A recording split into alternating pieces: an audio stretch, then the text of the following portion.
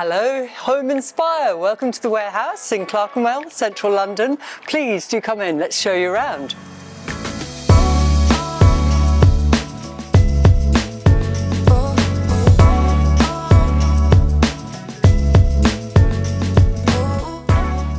So my name's Marta Nowicka and I'm an interior architect and developer. The building was built in Edwardian times and originally was a cigar and wine warehouse. I purchased it in the end of the 90s from a lithographic printer. It was very much an industrial warehouse when we purchased it, and we lived in that condition and state of the building for several years and got a feel for the space, and actually went up on the roof and noticed that we had the best view in Clerkenwell, which you'll see later. I realised that I had to make it into a couple of units at least to be able to fund the main space that we're now living in. So I got planning for a development of 3 units, 2 2-bed units and this, the Penthouse, which is a 3-bedroom unit. So you enter into the library study. The design decisions which led the concept was that we wanted to keep the whole flavour of a warehouse,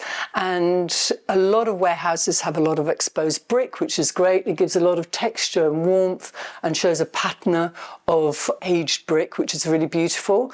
And I wanted to contrast that with a lot of steel and glass, which is sort of very modern and high tech. By using glass, it actually keeps the space as open as possible and lets the light through.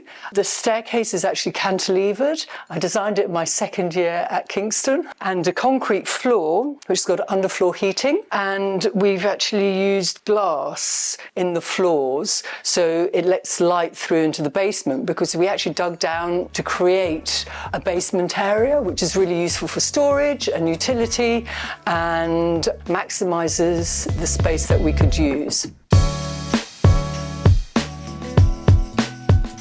So the design of the basement was inspired by the local Barbican.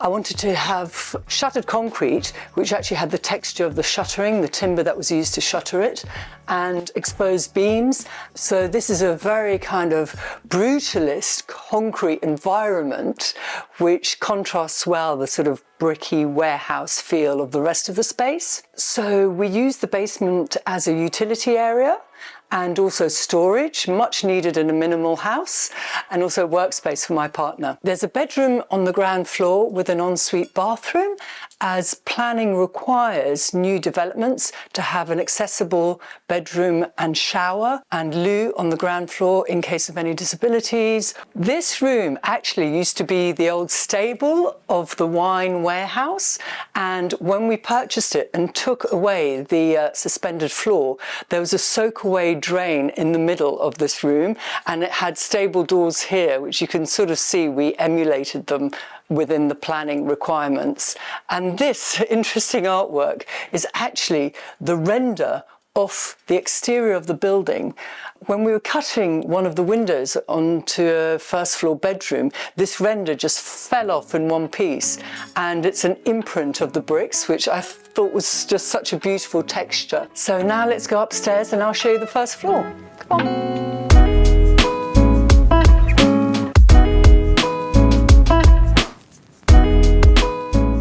So welcome to the bathroom. This is the master bathroom and the pièce de résistance. It's mirrored, the walls are mirrored and the ceiling's mirrored. So we get an infinite reflection here. It's great fun, everybody loves it. In fact, one person was quite drunk here once and couldn't get out. We've got a jacuzzi bath and natural light coming from above. So when you lie in the bath, you can actually look at the sky and the clouds and the trees, and it's got a really large basin and lots of reflection. Also on this floor we have the master bedroom, so let's walk this way and have a look.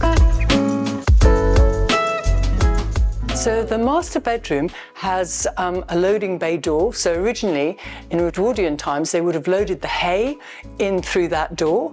Also had a fireplace fireplace, hey, not a good combo. Anyway, but a fireplace which we use and has a really lovely ambience with the fire on. And here we have a small ensuite, mirrored ensuite, and it's just a shower and basin, which is really handy to have that ensuite. And the flooring throughout the warehouse is smoked oak, which has a really dark, beautiful patina, and it contrasts the existing brick really well. And this is my son's bedroom, which actually leads into the master bathroom, so it's his ensuite. Sadly now he's moved out of home, which is heartbreaking, but there you go. It's got a raised bed, which is really useful for a lot of storage underneath. So he's got huge drawers that pull all the way out. All the windows are timber sash windows, double glazed, and they are copies of the original windows that were here. Now let's go upstairs to the penthouse part of the building.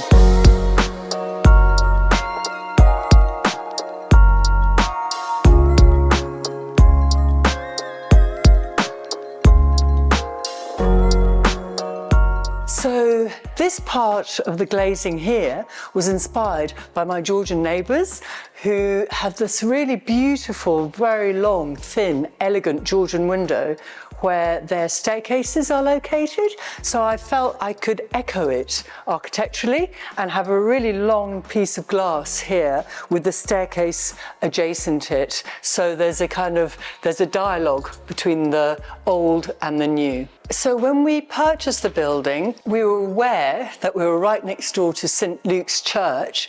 However, didn't realise that we had like an optimum view of it. We climbed up onto the roof one time, sat here and just looked out at this incredible view, and that was the pivotal moment for the whole design and inspiration for this building, that we had to come up a story, and that this story would be the living space. So inverting the property, making the living space on the second floor. We noted that actually everybody has blinds and curtains which seem to be closed all the time. So we felt, well, we won't have blinds or curtains, so we keep the contact of this space with the view all the time. And we actually find that it does feel private because of all the leaves on the trees. Another key feature of our penthouse is that we have a green roof. So the roof is actually 300 millimetres of earth with a self-seeded lawn. Basically, the birds just seeded whatever they seeded, and we've got beautiful flowers in spring. And that creates wonderful insulation, which helps mitigate the heat in the summer, as does the cross ventilation, because this sheet of glass, which is huge, just opens all the way up here, and that whole elevation opens there. So we get this wonderful cross ventilation during the summer. The location of the stair, central in the space, meant that I didn't want to have obtrusive balustrades, so glass was obviously the natural option to make it as light visually and as fluid and naked as possible. So we keep that visual fluidity running through the space. Next door to the kitchen. The kitchen is a 9-metre kitchen. The units are a fantastic German company called Rockpunkt, and I really recommend them because they are wonderfully engineered and nothing ever goes wrong with them. So I'm so pleased with it. I've actually used them on all my developments. And the kitchen here, we wanted to have visual privacy in this part because it's very much a kind of doing area, very busy in the kitchen. We're always cooking, we love cooking. So it gives us visual privacy, but actually when you sit down in the seating area, you actually have visual contact with the context of the landscape and what's around you. And in case you're wondering where the fridge is, we have these very sneaky drawer fridges, which are really brilliant, store everything, and it's massive space and it's integrated within the counter, which is really cool. So here we have the sitting area, which is really cozy. It's got a wood burner, a great view of the terrace, and still a view of St. Luke's. In summer, these glazed panels slide all the way back, so we have this fantastic connection with the inside and outside of the space. Here we've got 2 terraces lined with bamboo, which is great for privacy from our neighbours.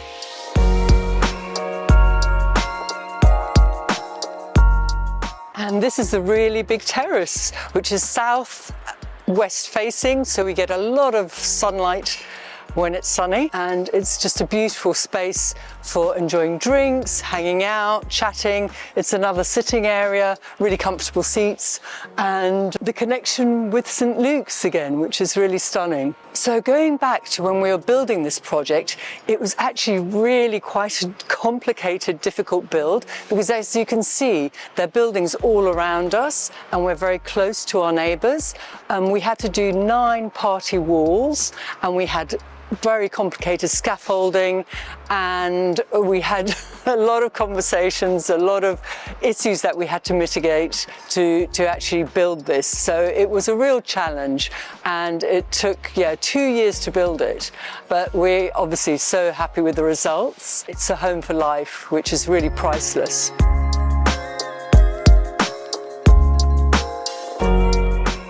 Our design and development company is quite unusual that we actually keep all our properties, and actually we rent them as holiday lets and for people to live in. So you can actually stay in several of our projects. It's a way of sharing architecture and design to people who love architecture and design. We have a website, DOMstay, and we are also on Instagram as DOMstay. Thank you so much, Home Inspire, for selecting our property to be on your wonderful site.